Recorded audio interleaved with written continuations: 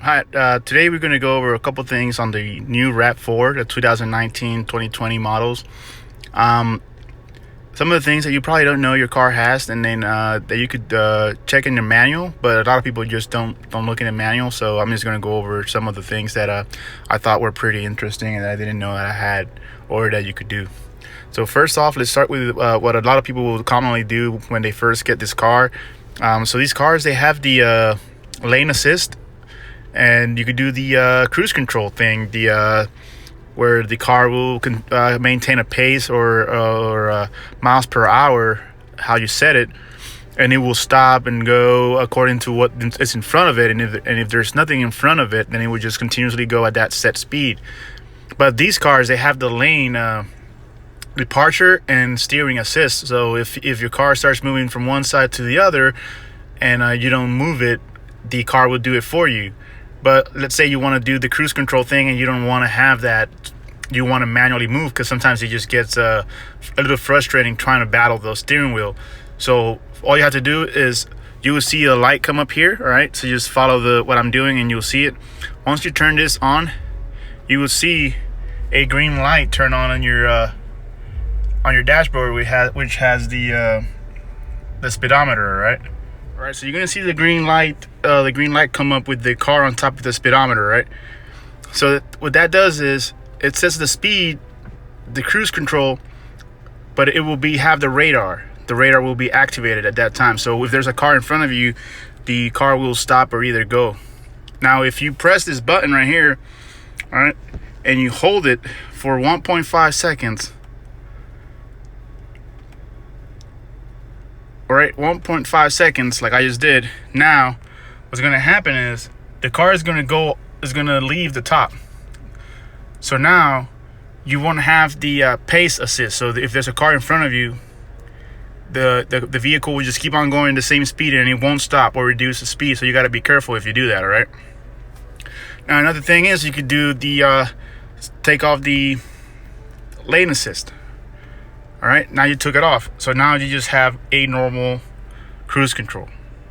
Then to enable all of this, all you have to do is just you could press that right there again. And then you could do the whole radar, if you want the radar. And there you go. And you're back to normal. All right, another thing that you probably don't know that you have, or you do, but you don't know a couple things that come out of it, is you have these three modes. You have Eco, Normal, and Sport. Eco, it's pretty good. It will reduce the amount of fuel you consume by moving the throttle. So like if you push the throttle really hard, the car won't just zoom out and start going fast. It will moderate the speeds. Now normal is just your normal casual driving, and then sports is like if you're like on a winding road, too many turns, and you need to be able to punch the gas and go, then that's your sport. And you have rock and dirt and normal. First, let's go to Eco. So Eco is where I am right now, and then Eco, you have all these. You have the distance to empty, the average miles per gallon, and all that, and just your normal mid. Now, if you go to normal, you will see that the gauge will go to gray, and then everything's basically kind of the same. Nothing changes. All right. I want you to pay attention to this right here, your all-wheel drive system. All right. Notice I'm going to go to sport. Everything is going to turn red, and now you have your gyro. All right. And if you see right there, that's basically how much that line around the circle. That's where the limits have been set. So that's like if I've taken a turn or a corner, accelerated or decelerated, that's where that the red dot has landed previously. Let's go to rock or mud and sand, and that's gone. Rock and dirt, that's gone too. Nothing changes. Mostly everything stays the same again. Other than you have just some rocks on the bottom of the display. You got some mud right there.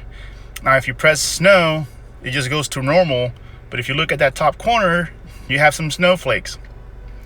And now take it off again, back to normal. That's it. Downhill assist, you have that little blink light over there, and that's it. It's just letting you know that you're ready to go down the hill. All right, another cool feature that I think this car has, and most of the cars are coming now with it, brand new vehicles, is this parking. All right, so when you move to drive, it automatically turn off. When you go to park, it would automatically turn on. But what a lot of people don't know is that, let's say you're in drive, like this vehicle is right now. If you press it, hold it, and let go, all right, my bad, it's back. If you go back on it, it will park the vehicle, even though the car is on drive. Now, I wouldn't suggest you guys doing this, because you could forget that you're in drive and all of a sudden hit the gas and go, because once you do that, the parking light will go off and the parking brake will be taken off. Following that is the hold. If you press hold right here, hold light will come up on your dashboard. What is this for? Let's say you're in stop and go traffic, all right, and you really don't want to, press the brake and leave the brake on the whole time. You could do that. So this is how it works. Hold is set, parking brake is gone. I'm pressing hold the brake, and there you go, hold is on. Now I'm going to hit the gas, and it goes away. Press the brake, holds back over. A lot of people want to know what's the my MPGs on this car in the real driving conditions, was the consumption on the fuel. Now here is my gauge. All right, if y'all could see, just gonna put it right there. All right, so this is how much miles per gallon it has measured in the past 15 minutes of drive. If you go to the history of this vehicle, this is the latest, is 26.4 mpg or miles per gallon. The best that I've driven it is 29.4, but that's because I erased it. Previously I went all the way up to 32, and I've gone past that going downhill, and it gives you the dates and all that, which is pretty neat.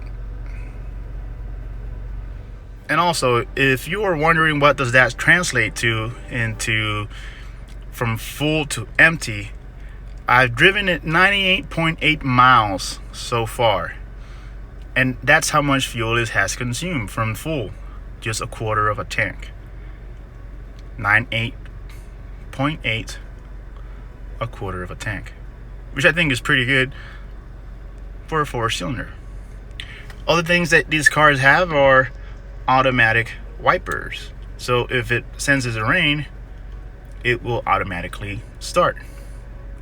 Now you got to be careful when you're cleaning your dash, or not your dash but your windscreen, because if you pass the a wet rag over the sensor, it will go off. Another thing, if you're thinking about upgrading to the Qi wireless charger that goes right there, I mean, if it's really what you want, go ahead and do it, but this is a big but, you really don't need it. This car has so many USB ports that you would not believe. So far I've counted 6, without counting the ones in the back or where the tailgate is at. That's what today's video is all about. There are many other things that you could find on your vehicle, your RAV4 and other Toyota cars that have the Entune 3.0 navigation system. One of the things you could also find is that you could probably have your vehicle remote start by just clicking the lock button 3 times and holding it down on the 3rd try. Those are one of the many things. Also, before you buy this car, like if you're in the dealership, have them set your windows up and down with the remote, with the wireless key, because you could long press unlock or long press lock button, and you could have your windows roll up and down automatically. All right, now I'm going to demonstrate this last thing because I think it's really important for you guys to. Now this car, they were offering me to have the remote start installed for close to $600. Now, yeah, that's a good thing when you're in the summer and the winter, because this one comes with all the adventure weather package, which has the heated steering wheel, the cooled and heated leather seats, and many other things like the de-icer on the windshield. But really, does it make sense to upgrade for $600 on a remote start? I thought about it and I said no, because I really didn't care for it. But I didn't know that if your vehicle has the Entune 3.0 JBL, that it has the remote connect app, which allows you to unlock and unlock your car with your phone, with the app. Now, what that entails is that if you have that enabled, if you have the trial, or even if you are shelling out the $8 a month for it, your car will have the remote start also enabled on the key fob. So that tells me, do they really install something on your car to have the remote start done? No. What they do is they enabled it. So now they're charging you $500 to enable something that your car already has, which I think is a ripoff. Let me demonstrate, all right? Like I said, believe me, my car does not have a remote start setup. I did not pay the $600 for it. And here it is. 1, 2, 3.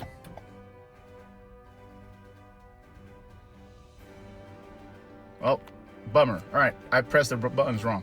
1, 2, 3. And here we go. It's gonna start.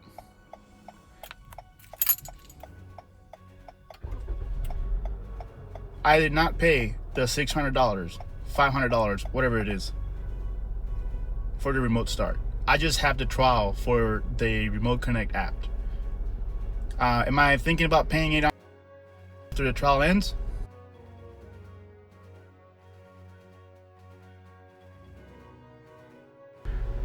I don't think so. It's $600 that I could put in my pocket and do something else with it, like put running boards or something like that. All right, so there you have it. Hopefully this video helps out on what you guys are thinking about doing if you're considering on buying a RAV4. If you already bought a brand new 2019 RAV4 Adventure, whichever models that come with a 3.0 JBL Entune system. But if you do, just know it's not a bad buy. It's a different vehicle, I think. Looks way better than the old previous models. And I think you would be fine with it. All right, don't forget to subscribe. Don't forget to hit that like button and make a comment down below if you know anything else that I could have missed or that I've missed, or you want me to do in a further or another video. Thanks for watching, and remember, subscribe. Good day.